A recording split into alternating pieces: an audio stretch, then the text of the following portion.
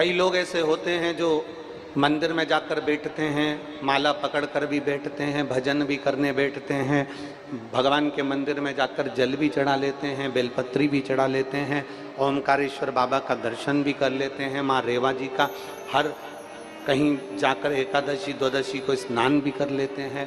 पर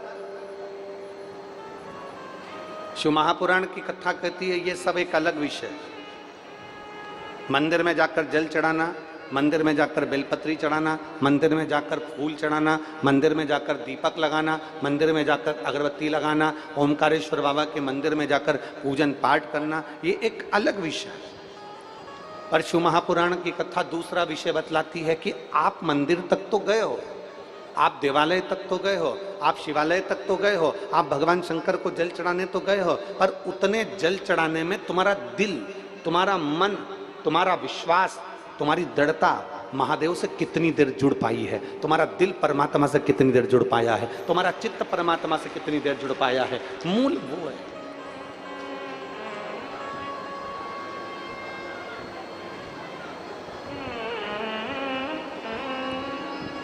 तुम्हारे घर में लाइट लगी है? अरे बोलो तो जम के। लगी है। पंखा लगा है? जम के तो बोलो। लगा है। ट्यूबलाइट लगी है? बल्ब लगा है। ठीक है। लाइट लगवा ली, कनेक्शन करवा लिया, सब कुछ बढ़िया जोरदार कनेक्शन करवाया और पूरे मोहल्ले वालों से कहा मैंने 50 लाइट लगवाई है, 15 पंखे लगे हैं, कूलर लगाए, एसी लगाए, और मालूम पड़े मीटर नहीं लगवाया।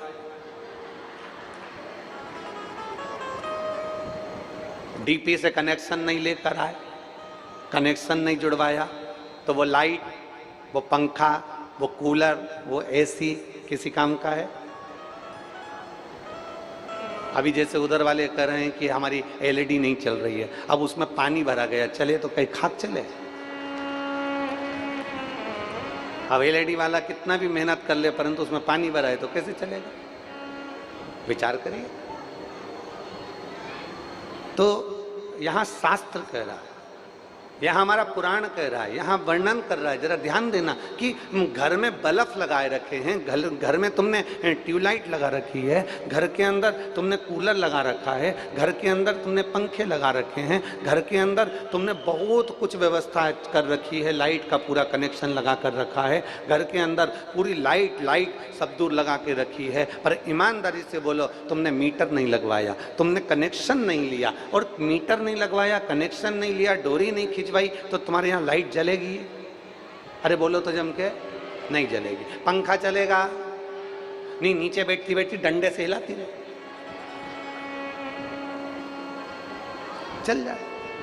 ना लाइट जलेगी, ना पंखा चलेगा, ना कूलर चलेगा। कब तक नहीं चलेगा? जब तक कि उसका कनेक्ट, पंखा तो लगा है, लाइट तो लगी है, पर मीटर से कनेक्शन नहीं हुआ है तो वो नहीं चल सकता। उसी तरह तुम दिया लेके बैठी तो हो, तुम अगरबत्ती लेके बैठी तो हो, तुम माला लेकर मंदिर में बैठी तो हो, तुम एक लोटा जल भी चढ़ा रही हो, तुम बेलपत्री भी चढ़ा रही हो, एक तुम्हारी पड़ोसन जल चढ़ाती है और उसका काम हो जाता है, और तुम मंदिर में इतने दिन से जल चढ़ा रही हो, तुम्हारा काम नहीं हुआ। उसका कारण है तेरा कनेक्शन नहीं हो पाया। उसका केवल एक कारण है कि तेरा कनेक्शन नहीं हो पाया। अगर तेरा कनेक्शन हो जाता, तेरा कनेक्शन सही जुड़ जाता, अगर तेरा कनेक्शन सही जगह पर लग जाता, तो ये निश्चित है कि पंखा, लाइट कनेक्शन सही होने पर चल जाते हैं। उसी तरह अगर तू एक बार एक लोटा जल चढ़ा और दिल से मेरे बाबा को पुकार लेती, तो तेरे सारे दुख एक पल में मिट जाते, एक पल में। ये भोला सब दुख काटो, ओ भोला सब दुख काटो, शिवंकर जपूं तेरी माला, भोले बाबा जपूं तेरी माला, भोला सब दुख काटो, ओ भोला सब दुख काटो। सही कनेक्शन, सही जगह तक ले जा सकता है।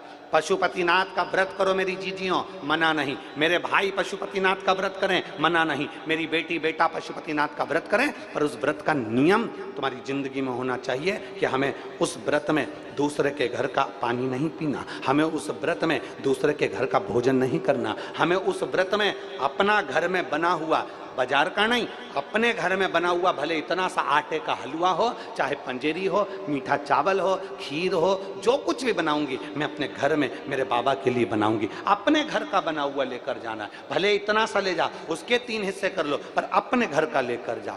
हमें पशुपति व्रत है हमारा, हमें किसी के घर करना है। हमारा पशुपति व्रत है, हमें किसी के घर का भोजन नहीं करना है। हमारा पशुपति व्रत है, हम जिस मंदिर में पहला व्रत करें, 5 व्रत हमारे उसी मंदिर में हो, भले हम कहीं पर चले जाएं, बाद में आए तब करें, पर पशुपति व्रत उस जगह पर हो जहां हमारा पहला व्रत हुआ है।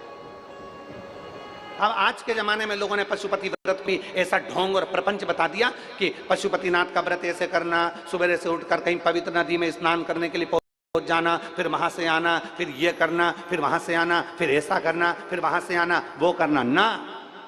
जैसा तुम सहज रहते हो, जैसे तुम निर्मल रहते हो, भोले स्वभाव से, सरल स्वभाव से, अच्छे स्वभाव से, बिना दिखावे के, बिना ढोंग के, बिना प्रपंच के, बिना किसी काम के, अर्थात तुम्हारे पास में अगर फूल हो तो वो चढ़ा दो, नहीं है हमें किसी से नहीं मांगना, हमें मांगना भी नहीं, और किसी की पेड़ से हमें तोड़ के लाना भी नहीं। अपने बगीचे में लगाए मांग लो, अपने बगीचे का है तोड़ लो, अगर नहीं बगीचे में 10 रुपए 5 रुपए तुम्हारे पास में है तो बाजार से खरीद कर चढ़ाओ, पर किसी के पेड़ से तोड़कर नहीं चलाऊंगी। मेरे को मेरे बाबा ने जो दिया है उसकी जगह में चावल चढ़ा दूंगी, पर मैं दूसरे के यहाँ का नहीं चढ़ाऊंगी। मेरा खुद का जो मेरे बाबा ने दिया है, और आज अगर कम दिया है तो एक दिन मेरा बाबा मुझे छप्पर फाड़ कर भी देगा।